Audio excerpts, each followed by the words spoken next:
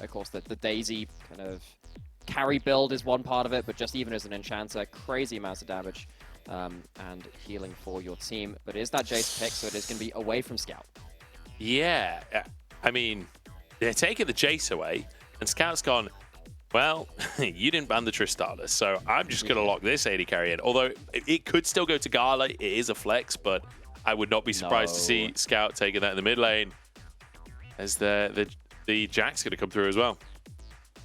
Scout is our best Tristana in the LPL. He played so much of it in spring. He pretty much skewed the stats on Tristana because it was him playing it most of the time. It was his most picked champion in spring regular season, if I remember correctly. And what he can do very well with this pick is something that LNG would do is start off slow crashes in very early game by kind of out-trading your opponent level 1, because Tristana's very good at that, building up the wave slowly and then calling jungle and support to his lane to really just dig the nails in. So I'm interested to see if Scout pulls any shenanigans like that again. It's a little harder versus Jace, who has some wave clear and hard trading potential at level 1, but with Renekton and Sejuani on top side, if anything happens around pushing lanes and the ability for Tarzan to link up with them, LGD this time lose that draft, where potentially they would have won it in the first game. Yeah, it's kind of interesting, isn't it? Because I feel like LGD have essentially drafted what I initially expected from LNG when we first saw that Jace, where it's like, okay, you got Jace, probably Maokai, right? And then they go for the Jax as well in that top side. But this time LNG, you know, answering with Tristana making it through those bans, like we said, but now the Renekton up there as well, who will do fine into a Jax in the early game. That Sejuani's still there, so Tarzan still has that early strength through the Renekton. Like, it does feel a little tougher for LGD than what I was expecting from LNG in game 1. That said, AD carries again just being thwarted here. Ashe, Varus, Ziggs all off of the board. And Rel taking off as the final answer here. LNG need to look for that AD carrying support. And they'll actually just go for a Rakan. Zaya's available. It is, but then you're full AD into Maokai Jax, which can be a bit of a pain. I was wondering if they were going to pick up one of the AP/Static Shiv carries in that bot side, but they banned away 2 of them on their own, right? So they lock in support for AD carry counterpick. The fact that we have moved from, like, Aphelios, Jinx, Zeri first pick meta for pretty much the entire year into last pick Red 5 AD carry, it is mind-boggling to me that the meta has changed so much. Of course, there is the outside chance that Tristana does go back towards that bot lane even now. We just assume that it's going towards Scout, but Gala getting the chance to flex his own champion pool. JinJiao wiggling his eyebrows as he hovers the Blitzcrank. Love to see it. Does go for the Nautilus in the end. And we'll see where LNG go. Like you say, AP carries could be good, but to be honest, I think a lot of teams don't really worry too much about spreading damage types. I feel like I've seen many full AD comps still just dominate, especially when you're a heavy favorite coming in like this. I wouldn't be surprised to see just a standard AD carry locked in. Gala certainly knows how to play the Aphelios. And again, the reluctant last pick Aphelios from LNG. That's their new signature play, is the reluctant Aphelios lock-in. What we have now is, we've seen this a couple of times. We have pretty much full AD from both teams. Yes, you know, the Rakan, Sejuani, and the Maokai Nautilus will add in some magic damage. But on the whole, if you're hitting tanks, they are absolutely loving that. Something like that Renekton or the Jax can sustain through a fair amount with something like Jax with the Divine Sunderer, or of course the empowered Q from Renekton getting an awful lot of healing with the Gore Drinker. So if you get to hit frontline to frontline, these fights could get very brawly. It becomes even more important to hit the performance. Honestly, you're up against Scout, who just pentakilled game 1 on the Jace. Like, the bar has been set absurdly high here for Haichao. Let's see if he can vault it. It could be even scarier again. Scout has an early winning lane on the Tristana. This champion has been banned so much in the LPL. Teams like OMG played a lot in the bot lane. Abel has been a big player of it. But in mid lane, Scout has always played it the entire year. Do you know, we see a lot of emotes flashed in the LPL. Yeah. Zika just walked into the river where he knows Decade is and just flashed a white flag at him. Is it me, or is that like the most BM level 1 emote you can do? Like, just surrender, lads. It's over for you. Like, Zika, that was like, that's brutal. That is absolutely brutal. Is this Zika or like Wayward? I don't know. Right? The emote game is crazy. But I feel like Wayward's emotes are a little bit more playful than that. That was just like, that's like bullying. The crying Amumu is the Wayward special. The hilarious thing about that is that we heard an interview from Aki saying that he could tell whether there was a ward in the bush he was standing in because he would emote at Wayward, and Wayward would emote back. I just love that. I thought it was like one of the funniest like LPL interviews. I don't know why he told everyone that, because now obviously Wayward's going to stop doing that. He probably had no idea that was even, like, it was probably just pure habit. Oh, hang on, flash forwards. LGD want the level 1 fight. Gala forced to flash as well as Ignites are traded on both sides. It all fizzles out in the end, but 3 summoners out from LNG versus 2 on the side of LGD. I think that's quite important because that will now probably stop Gala and Hung being able to move out onto the map, or at least having Gala sit somewhere safely and having the Rakan be able to roam early, link up with Scout and Tarzan, especially if Scout has pushing lanes like he currently does. So LGD getting an important early win in terms of summoners towards that bot side. Next really step for that is just making sure that this bot lane is completely locked under their tower. They'll try and do that. Tarzan in the area for now, as ward's going to be dropped in the river for both sides. So the odds of a jungler getting in here outside of a lane gank, like unspotted, it seems extremely low. And you expect that to just kind of pan out as it is. LPC and JinJiao, good little start to the lane to get themselves an advantage, but it's the solo lanes we've been talking about across the course of today as Zika waving that white flag at Decade early on. I feel like he's put a lot of pressure and a lot of focus on himself for this one now. Like, I'm going to be keeping a very intense eye on Zika across the course of this game after that level 1 behavior.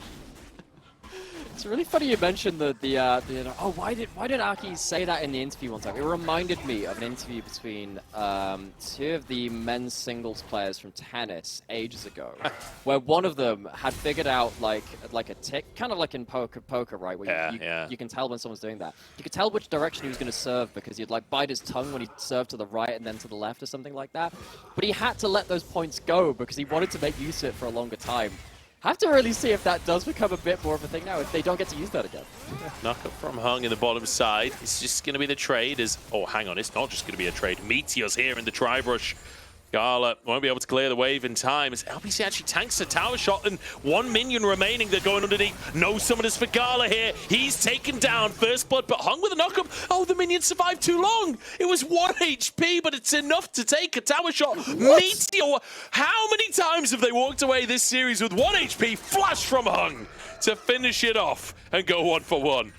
I think that flash means that there is at least an assist onto Gala. Gala won't be able to use that gold, though. He was already out of base. He'd already shopped and didn't get that extra gold. So no extra combat stats for Gala coming back out onto the map as a result of that assist from bot side. LNG, they lose out a little bit towards the bot play, but I'm going to go in towards the replay to see how, of course, all this happens. Good job for... I think it's the right instinct to try and clear out on the wave. It's just not on the right timer. So LNG, they don't get to stop the wave hitting the tower.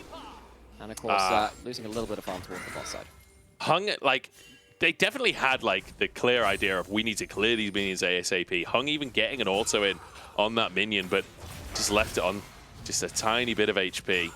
And unfortunately, that was enough. Either way, Hung saving the day with that kill towards Meteor. Luckily for LNG, there wasn't that big of a wave crashing, so it's not like Gala lost a ton of minions. And on top of it, LPC didn't get the kill, right? So all things considered, the LNG bot lane sort of getting away with it a little bit. JinJiao moving into the mid lane and waiting for the jump as well. Scout will still take a heavy trade here. Nice bit of play from JinJiao so far this game. And that's just after Scout CP. Look at the cooldowns, right? Scout, he's come back out onto the map with a summoner spell, but he won't be able to stay in lane after that point. He took too much damage on that big roam up towards that. That buys a bit of a reprieve from Haichao, which is important. We did say that the Tristana are very dangerous in the hands of Scout for early lane push and the ability to really control mid lane into the enemy jungle. So brief win there from LGD. Once again, early game's going okay for them. Ults from both sides here. Decade. The Grandmaster's might will keep him safe. Lower HP as Zika moves back into the lane. And remember, Renekton in this matchup, if you keep getting lower and lower HP, Renekton starts to win out by default just by having sustain that Jax doesn't. Obviously, he can get a bit of sustain with the grasp when he gets the Divine Sunderer on. Here we go, though. Jump in from Scout. Knocks him towards Tarzan. Tarzan, I don't think Tarzan was ready for that. I think Tarzan was ready for that, but the hammer blow knocks Scout backwards to the bomb damage. Wasn't a threat, and Haichao somehow gets out without his flash. LGD will get a dragon. They are winning out in this early game comparative to what they should do. Particularly with what was happening around this mid-jungle, it felt like Scout was getting push in. It was going to be hard for Haichao and crew to start moving out onto the map, but with some early game plays, feels like LGD once again in the first few minutes of the game have at least a decent enough read on LNG to get some early game advantages. And we're waiting really for the mid-game spikes to hit now from LNG, or at least this Herald spike. Very interested to see what happens around Herald. I think there are a lot of champions in LNG which can fight well at their ultimate marks. Because that's where they started to find their objectives earlier into the last game. I think that's the thing as well, is like when you think back to game number 1, yes, it was a very dominant win for LNG, but it wasn't a dominant early game. It was like, you know, well, I mean, it was still kind of the early game. It was like 10 minutes when they started to like really win fights and get a gold lead. LGD had the gold lead for the first chunk of the game, so looking towards LNG, when it comes to those scraps and how well they do there, you still expect them to perform. But so far, so good for LGD.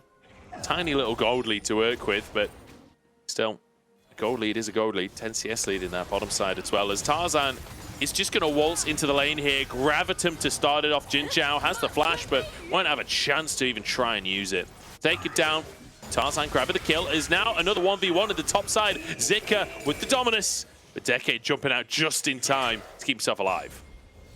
So, not able to block out that Calder Meek with the counter-strike from the Jax. Decade held under turret, losing some CS. Zika playing out the early game fairly well in the Renekton versus the Jax, even without Tarzan really paying attention to the lane. It feels like Renekton Sejuani was a combo that was very much a dive threat earlier into the season, but feels like right now, especially in the LPL, the Sejuani has been just kind of using the threat of heading up towards top side, but not really ever visiting the lane. So they don't really need to. They can be towards the bot side of the map where these big plays are happening. The Renekton is doing fine in the 1v1, and it allows you to turn up unexpected towards the bot side. Gala using the utility weapon as well, just the double route, not just satisfied with the one on JinJiao. Gets enough damage down to secure at least that kill. Yeah, I mean, JinJiao dropping up a question mark emote right before the play ends in him dying. It's just like immaculate timing from the emotes here. Scout, good bit of footwork. He's about to walk into that shock blast, manages to stop himself there. As now the fight for vision begins. LGD, though, they get that Scuttle Crab in the bottom river. Here comes Tarzan, and JinJiao is going to get jumped on again. Saved his flash, but he's not going to get out with his life. Tarzan flashing in front of him to block the anchor. That felt a little bit extra, that flash, not going to lie. But anyway, kill secured. JinJiao goes down. Now he doesn't have his flash to play around either. Haichao trying to clear the wave. Might get punished for it. Scout kind of low, but Hunk flashes in with the quickness. He's trying to finish the job here. One more auto would do the trick. Tarzan will get the stun and finish the kill off as well. 2-0-1. Tarzan literally having the scoreline that Meteor started game off with. It really is 0 to 100. Felt like LNG were falling behind in the early game, but it's just 9 minutes in, and they get themselves a big victory. They're going to get themselves the Herald. They are losing, however, a lot of farm towards this bot side. So interested to see how Gala can recover in this game. Scout pushes the wave towards mid lane while all this is happening too. So it feels like LNG, they're getting themselves a lot of victories across the map, even with the bot lane situation. I think they're going to come out of this feeling mighty happy, considering how LGD controlled various amounts of the early game. It does feel like for LNG now, you need to see this top half popping off. You need to see Scout having a great game. You need to see Tarzan having a great game, because Gala, look how much CS he is missing here.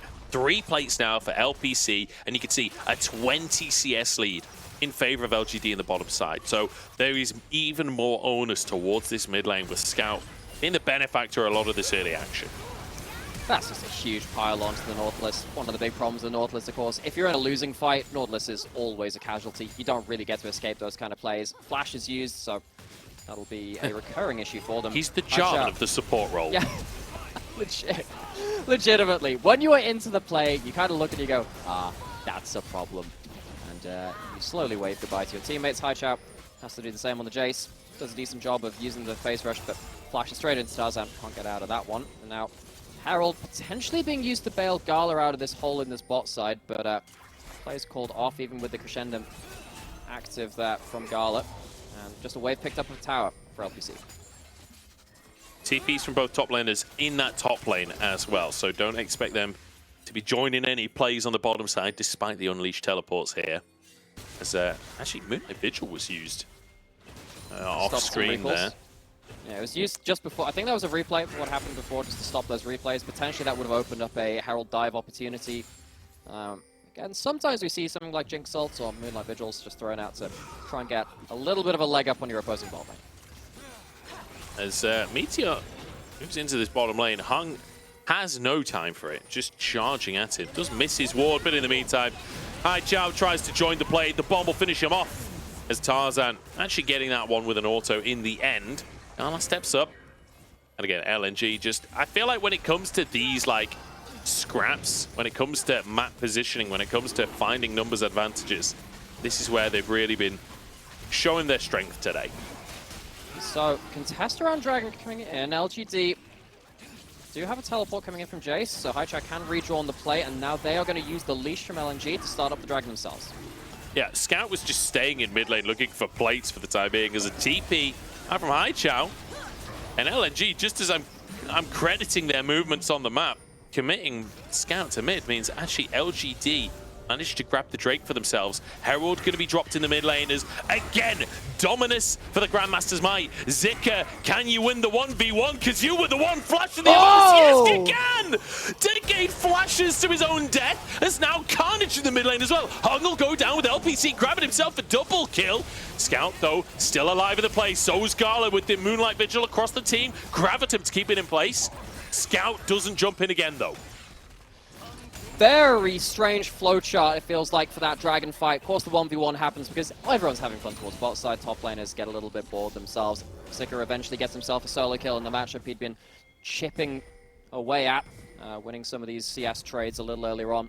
Where are we going to start with this replay? It is going to be in that 1v1 towards top side. So, what happened here? Level advantage built up, gets his rage up as well, and just manages to get right on top of Decade with the multiple empowered abilities. Doesn't get value out of the empowered W, but it doesn't matter after that point. Decade just not quite getting the calculation. This will happen in the mid lane.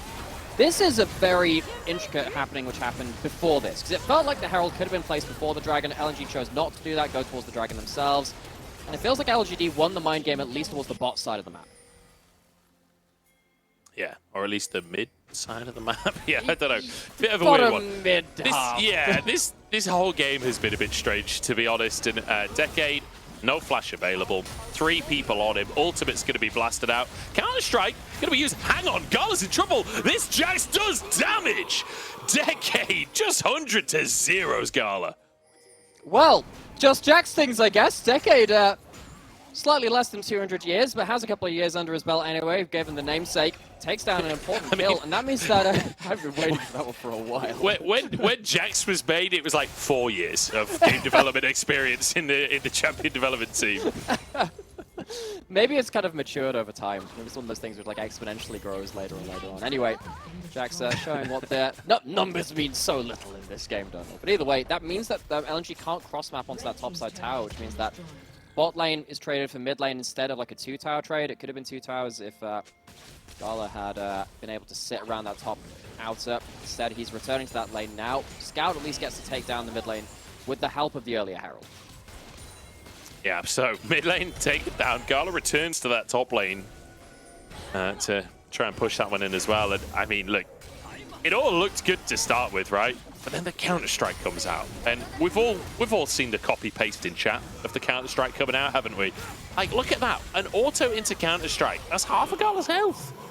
Gets the 3-person Grandmaster's Might, and of course, when you put that ultimate, it means that every other auto gets your empowered attack from the passive of your ult. It means that your solo kill ability goes right through the roof. And with Sundra, of course, the occasional auto attack gives a lot of health back, gets used to staying through to the next play. So, Decade, at least getting some gold back, doesn't change the fact that they're 50 CS down, and they're still going to be very vulnerable on whatever side of the map they're on. And it feels like LGD, they always have to have a cross map in place, because Decade is going to be very, very vulnerable if he's ever left alone in the lane. Decade, can you do it again? Gala's here. This time they're committing a TP from Scout as well. wanted to leave that top side and go for the tower instead. Demolish available, the bomb on the tower, and there we go. Now he'll be taken out. Buster shot from Scout to save Gala's life this time as LGD try and trade in the mid lane. JinJiao misses his anchor and takes a couple of extra tower shots for it. How did the shield block that third one? I thought he was ramping up. Yeah, me too. Whatever, doesn't end up being the difference maker in this one. But this is why we're saying cross maps are so important for LGD to have in place, because the amount of demolitionists on LNG that take down towers so quickly is really high between the Tristana and the Aphelios both together. They take down 2 towers towards that bot side. At least LGD take mid lane outer and top lane outer. There aren't too many of these trades left to happen in terms of actual standing gold, though, because of the amount of towers which have been taken in quick succession. Very interested to see now where these lane allocations are gone. It feels like LNG have been avoiding LPC a little bit on this side, who has been off to an early game lead. You can see is a level ahead of Gala. On the other side to that, though, it really does feel like the solo laners for LNG are very far ahead of the curve. Yeah, Navori finished off for LPC. As you rightly point out, he is ahead by a massive margin between the AD carries. He's got almost a 60 CS lead at 17 minutes against Gala. Like, I know it's not just an individual performance thing. You have to remember, LPC playing against his old team here, I believe. We'll see. Oh no, that's LP. LP, too many letters. Similar too names. many letters. I was like, too many letters. I can see how you got to that point. I was like, as I said it, my brain was like, that wasn't right. That doesn't sound right. I'm like, going off of autopilot knowledge, that ain't it. That is not it. LNG, though, going towards the Drake here. Is Decade going to flank? Herald comes down in the mid lane. LNG really committing for a Cloud Drake here as they look towards Decade. The ult goes wide from Tarzan. Decade being chased down by the whole gang. Drake taken by LGD as LNG. They will find this top laner. Gala still not afraid of being in melee range. LGD, though, they see Decade die again. They say, don't worry, we're going to do exactly what we've done in the rest of this game and cross-map. This time it's going to be a mid lane in a turret. Jace pushing towards the top side. There are no, there's no real big movement early to stop these waves being pushed in, so Jace is at least going to get some damage from the top lane in it. It's not going to be a full turret, I don't think, with the resets coming through from LNG. So, I mean, LGD, they walk away from another play feeling pretty okay. They've got Soul Point. Yes, it's only the Cloud, but it's something, right? That'll help, particularly the Jax with the him really using the Soul very, very well. And LNG, I'm a little worried for them, because it feels like they really are avoiding the brunt of LGD's damage and team fight in this Xayah. I feel like, to be honest, LGD are just winning these trades across the map, right? Like, getting a tier 2 in the mid lane as well as the Drake, and all LNG got was a single kill onto Decade, who's already 1-4. It's not like it's the most valuable kill ever anyway. Like, LGD, so far so good for them. It's Tristana pushing in. This is where they get tested. Can they win out the overall fights? Decade with a TP available, but it doesn't look like they're gonna actually scrap for this one, just conceding that top tier 1. Decade tries to push in the bottom side. TP available for Zika if he needs it, but looks like with Home Guard, he should be able to arrive just about in time to protect the tower. Does look like that. So, Decade feels like he's been put into a bit of a YSKM situation. This is a bit of an IG classic where, yeah, the Jax has eaten a load of attention early on. Let's just try and cross-map away from him now to try and get him back into the game. Sadly, missed the memo a little bit. Doesn't have a trinket to wall hop, and he's just going to die again. Well, it's not ideal for Decade, is it? That is not ideal, but he's going to go down. Zika grabs himself his second kill of the game. I've got to be honest, after the white flag at level 1, I'm a little disappointed at the lack of follow-up emotes when your enemy top laner is 1-5 in the game. I feel like, Zika, this was your moment to go full wayward here. LNG, move up. As LGD sort of toying with the idea of trying to cross-map for a Baron, but realizing very quickly that that was not happening. Didn't get to it early enough, really. Maybe it could have happened a little earlier, but didn't have the damage at this point. If you have a trinket, you could get over that wall, but he'd use that to get to the grove. So it doesn't really have the ability to cross that one again. And Decade, yeah. Need another 10 years. It's 10 years too early to be trying that one. It's actually a really nice timing on the play for LNG as well, because Baron spawned too late for LGD to start it while that play was happening in bottom side. Like, it was, you could see on the minimap in the replay that the timer was yellow. Like, it turned yellow as the play started at the bottom side. Right, so, yes. like, LGD kind of got stalled out by just the timing of the play, as opposed to them, like, not thinking of the Baron in time. We've all been there in solo queue games where you're like, okay, Baron, wait, it's not up for another 30 seconds? What do you mean? So, it messes with your instincts a little bit, because so many towers have gone down. You normally think, oh yeah, Baron's surely available, right? I'm pushing it in a turret. It just feels like the right kind of amount of structure. The natural progression, yeah. Yeah, but a lot of towers have been cross-mapped very early into this game without huge fights around them. LNG have been initiating a lot of them, and as it feels like LNG have started focusing on to Decade, LGD have now started leaving the Jax up. Buster shot! That's a Buster shot! Oh, he's done it! Haichao's Haichao. gonna get solo killed here by Scout. I don't know how that wasn't a solo kill. Hung, I guess, got shielded before the TP to get an assist. Oh no, the TP for TP, but it was too late for Haichao. My goodness. And now a pick for LNG. They can start the Baron off. What just happened? Why was Haichao teleporting? Maybe he thought he was on the weak side of the map. Maybe he thought he was the one falling prey at this point. Baron is getting burst now. Yeah, they're just going to commit to this one as JinJiao steps on in. There's a lot of damage coming out from LPC. He's turned things around there. And with Hung down, maybe LNG back away. Maybe they don't. Maybe they just 50-50 it versus Meteor and somehow get it. But Scout's gone down. Gala has to carry, but he's 1v3 and taken out of the picture too. 3 casualties for a Baron. I don't think that's worth for LNG. And I think we can see now why LNG have been avoiding LPC like a plague. They are really trying to stop him from using this amount of gold and this CS advantage to their advantage in these team fights. As soon as it gets grouped up, you can see that the Xayah has been a little bit hard to reach for LNG. They're not really reaching the Xayah through the front line, and they get to put feathers through the entirety of the enemy team. So, resets back out onto the map. LGD are going to get themselves sold. Looks like it's uncontested, so LNG really not caring about these dragons in this game. And as he said, they lost an awful lot of their Baron buffs. It really is now going to be a question of how much value can they get out of the remaining 2 Baron buffs on the Sejuani and the Renekton. This was just an opportunistic teleport in from Scout, and of course with members on that side of the map, Haichao felt like he couldn't run down the lane, had to teleport away. Doesn't get the timing right though, gets cancelled, gets killed. I mean, almost turns around the solo kill, to be fair to him. That's a lot of damage out from the Jace, but then things just get messy. The feathers cut Hung in half. And this is one of the big things about Xayah being in meta.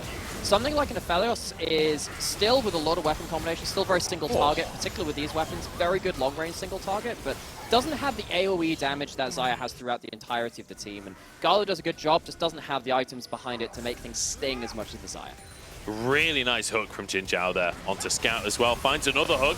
As Scout going to be taken down. What a fight out from LGD. I think they're obliterating LNG.